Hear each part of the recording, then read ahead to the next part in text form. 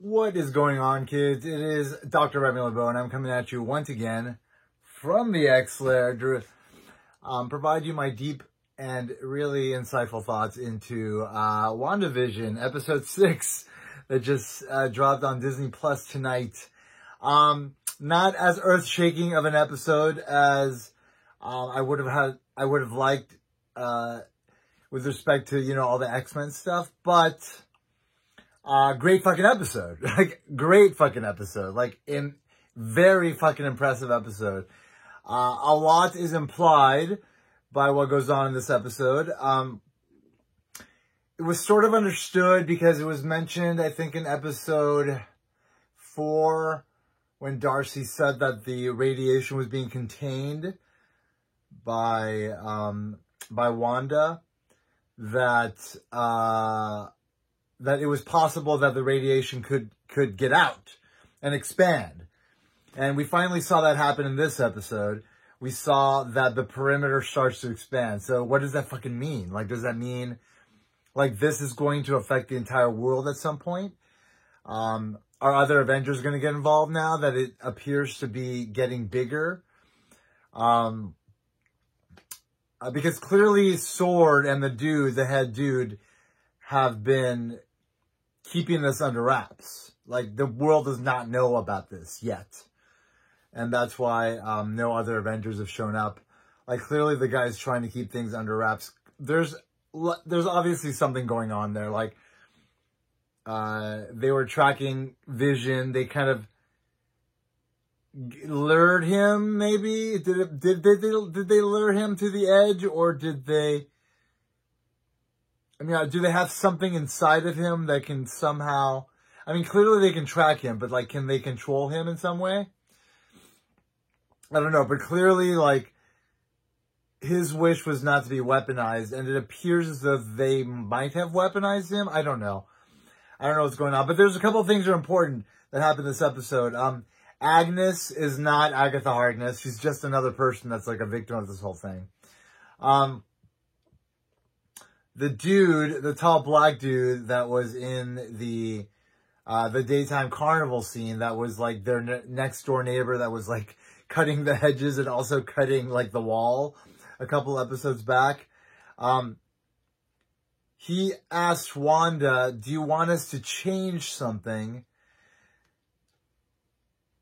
That could either mean it meant with Agnes in the last episode, where she sort of dropped out of character when she was around the babies, and she was like, do you want me to do that again? It could be that, or does it mean that this dude is maybe another entity that is assisting Wanda to change things? Because she said that she doesn't necessarily remember how it all happened, or she doesn't necessarily know how it's all happening. I don't know. I could speculate forever about it, but I think the thing that was really fucking fun for me was Quicksilver. Seeing Evan Peters as Quicksilver. But I also enjoy that they are very clearly saying that what's his name? Kick-Ass. Which, by the way, Kick-Ass was mentioned, and it was a direct fucking reference to Kick-Ass. That he is very clearly being established as what Pietro was, and now Evan Peters is what Pietro's is, and this Evan Peters is presumed to be that other Pietro, the Pietro we met in Age of Ultron that died. He has his memories. We saw Evan Peters look kind of dead at one point, and there's a couple of spooky things that happened, like that commercial. The commercial is pretty fucking weird. I like the whole thing, by the way. I love the creepy weirdness. It's fucking fantastic. But it was an odd sort of thing that was going on there, that was different than a lot of what we've had so far in the Marvel universe in general. We haven't really had these sort of creepy, almost horror movie-esque elements, and we kind of got that, which was kind of cool. But clearly, so Evan Peters, he believes himself to be the Pietro that died in Age of Ultron, but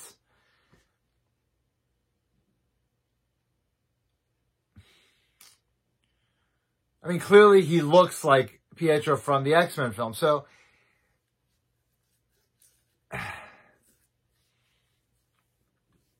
I'm trying to, like, Darcy said that Monica Rambeau's, like, molecules have been rewritten twice, both times that she went through the barrier. Evan Peters, when Wanda gets pissed off about Vision, like, she knocks him back when he says something about not wanting him to die, or like making a joke about him dying again or something like that, caused her to throw him away as though he was nothing, which would mean that she somewhere in her subconscious knows that that's not her actual brother and she somehow created him.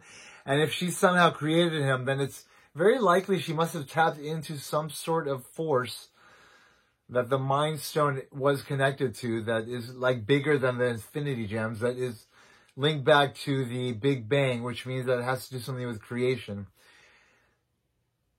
And parallel dimensions are at play in that sort of dynamic of that understanding of the nature of the universe, which would suggest that her creating Pietro out of thin air would have to be extraction from another dimension, right? I thought that he would say mutant in this episode. I thought that we would hear the word mutant in this episode, and we did not. And it's really because, like, he doesn't know what he is. It would be interesting to see Vision sort of do that thing to him in his head that he's been doing to a couple of the residents of the town, including Agnes in this episode, to see if that would wake him up. And if it does, would he then realize who he is? And would he then be the Quicksilver from another dimension where there are mutants and he's a mutant? And if that is the case, and the perimeter is expanding, and the perimeter is rewriting reality at a molecular level, then that would mean that her creation of Pietro that led to him being this mutant version of him could then lead to the rewriting of molecules in a similar way throughout the entire perimeter. And if the perimeter expands to the entire world, would that rewrite all molecular information of every living being, and therefore potentially rewrite a bunch of people as their mutant counterparts in this alternate dimension, and therefore establishing that there are mutants in this world, and they have a memory of having existed for a long time, and the people that are not mutants would also have memories if they are woken up in the way that Vision wakes people up, of that sort of alternate life where there are mutants, and therefore it would be established that mutants and likely the X-Men already exist in the reality. I'm just trying to figure out how we're going to get X-Men into this, because that's what I'm interested in. And I'm sure that's all a lot of you are interested in. I mean, I love the whole thing, and I'll talk about it all day and night, but like, how is this going to lead to the thing that we want? Because clearly, with Evan Peters in it, like, that could lead to something, but the question is what, and the question is how, and we don't know yet, but we have 3 more episodes to go. That's another hour and a half, maybe more, worth of content. That's roughly an hour. It's roughly a film's worth of content that we still have yet to see. So there's a lot of things that could happen in the next, hour and a half. Like, I mean, clearly Wanda has taken full control of the reality that she is wielding. It's expanding. Monica and James Wu are going to meet somebody. We don't know who that is. It's an aerospace scientist. Maybe it is Reed Richards. I mean, that'd be fucking crazy, but I don't know. But clearly the Avengers are not going to be involved, because it doesn't seem... Because, like, everything that took place this episode took place fairly soon after the last episode, right? And so, a lot of time isn't passing by in the real world, and thus it makes sense that you would not have contacted the Avengers yet. Obviously, the guy's keeping it secret. People are keeping things secret, and that's also important as well. There's the violation of the Sokovia Accords, which is at play now, which can potentially be a barrier to people knowing about stuff or people even being able to act upon things. So, I mean, clearly Monica's going to play a role. The fact that she's been changed could lead to her getting her powers, which is fascinating. And if that, see, that's the thing. If she's getting powers, like she's been rewritten, and let's say she gets powers, is she a mutant? Is everybody in there going to get powers? And are they going to be the mutants? I mean, that would just be like, I don't see Kevin Feige being the guy that wants to reimagine the origin of mutants in the world. Like I see him wanting to tell stories with characters already established that feel very much in line with what the stories are told in the comics, you know? And if that, in order for that to be possible, like you can't have, you know, like these long origin tale, like ordeals. Like, you know, that's why he totally skipped the origin for Spider-Man. We have not seen the death of Uncle Ben in the MCU, you know? We don't need to, because everybody understands that. Like, we get it. And with mutants, like, you don't really need the whole origin of all the things, because we already get it. Like, let's tell mutant stories, right?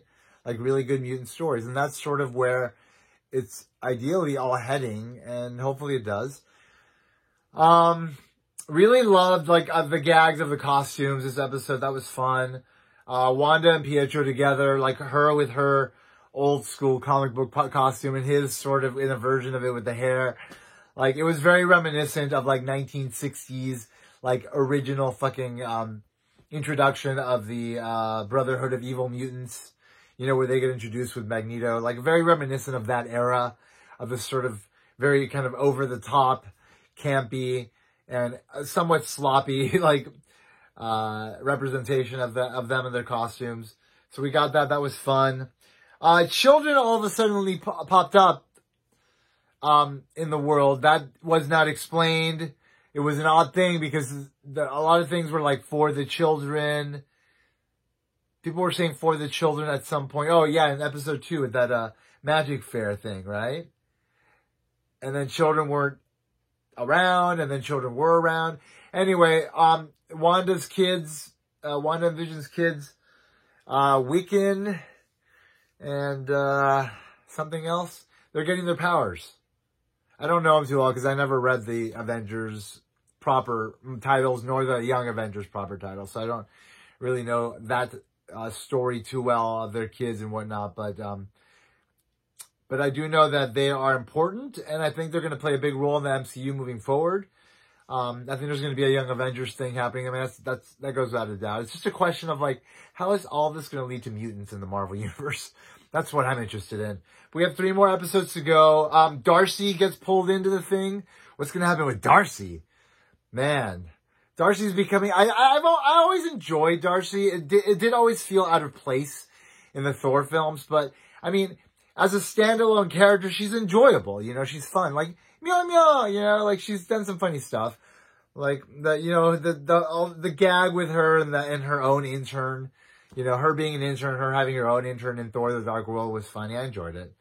You know, whatever. Tongue-in-cheek, huh? Whatever. A little out of place in a Thor movie, but maybe not in a Thor, Love and Thunder movie. We'll see. We'll see what happens. Taika Waititi, I think Taika Waititi would love to have her in the movie if you can find, like, the right, way to kind of position her, you know, so that it makes sense and it's entertaining. And I'm sure he would make it entertaining, so would she. Anyway, we'll see what happens with Darcy after this fucking episode, though. What's going to happen with her? Now that she's been fucking pulled in, and all these other people, she turned all of it into like circus tents and clowns and shit. That was great. You know, kind of insinuating that they're a big fucking joke. People are like theorizing some really weird shit online, like Mephisto. I never thought Mephisto for a fucking second. Agatha Harkness, that could have been the case, but I always knew that it would be Wanda, you know, that Wanda is the one involved. And like, of course, now we're finding out Sword is sort of maybe potentially nefariously involved. But you know how people are. Like, you know what he was saying. Like, the dude, the head, like the way he was sort of talking about like the reality of having been there for 5 years and sort of the bleakness of it and like sort of the desperation that creates inside of people and their need to sort of maybe even cross lines in order to try to avoid that from happening again. And that sort of established him as more of a three-dimensional character. If indeed he has been doing things that he shouldn't have been doing with Vision's body, then that is sort of a justification for it. And it's understandable in that sense, because like 5 years of having lived in that world post the snap would have been really rough, right? That would have been really rough. Anyway, yeah, so as far as Quicksilver goes, again, like he was kind of cast aside at the end as though like a rag doll, like as though she knew that he wasn't real, but was he real? You know, because it is Evan Peters from another dimension, maybe, I don't know. But anyway, obviously something is going to come of all of this. This is all going to lead to something. And like, if we think about Multiverse of Madness, I mean, not Multiverse of Madness. If we think about Far From Home, Spider-Man Far From Home, the end scene with J. Jonah Jameson, sort of this other version in our universe, but from the Spider-Man 2 films, from the Spider-Man films from the 2000s, from the aughts, directed by Sam Raimi, that happens after this show. And so whatever, if indeed Wanda does change the world, that could have been a result of it. And things could already have been what they are, what they will be at the end of the show in the movie we've already seen, which would mean that a lot of things we've already seen would have to be recontextualized, which means it's time to rewatch that film. Because I have watched it, I mean, maybe twice since it came out on home video. And I think I need to watch it a little bit more because it is enjoyable. And there's that one sequence with Mysterio where he's just like doing all the illusions and he has like the zombie Tony Stark going after Spider-Man, and that's probably one of the best sequences in the whole MCU, I think. Really fucking dope. So there's some really cool shit in there, and like, there's got to be more hints in that movie, right, about what's coming next. If indeed whatever happens in the show then affects that movie, which we've already seen. Yes, the J. Jonah Jameson thing is there, but maybe there's other things in there, you know? It's worth maybe checking out. Anyway, those are my thoughts on WandaVision Episode 6. This show is fucking awesome. I love it. I love the MCU. I love that it's continuing, and I can't wait for more. Hashtag enough said, you know what I'm saying? Anyway, as always, I hope everybody's doing well. I hope you're faring the pandemic as well as possible, and I will see each other in a week. And as always, I want to remind you that if you haven't already, it's time to put a X in that box, ladies and gentlemen, because ain't nobody checking me. Take care, folks. Bye-bye.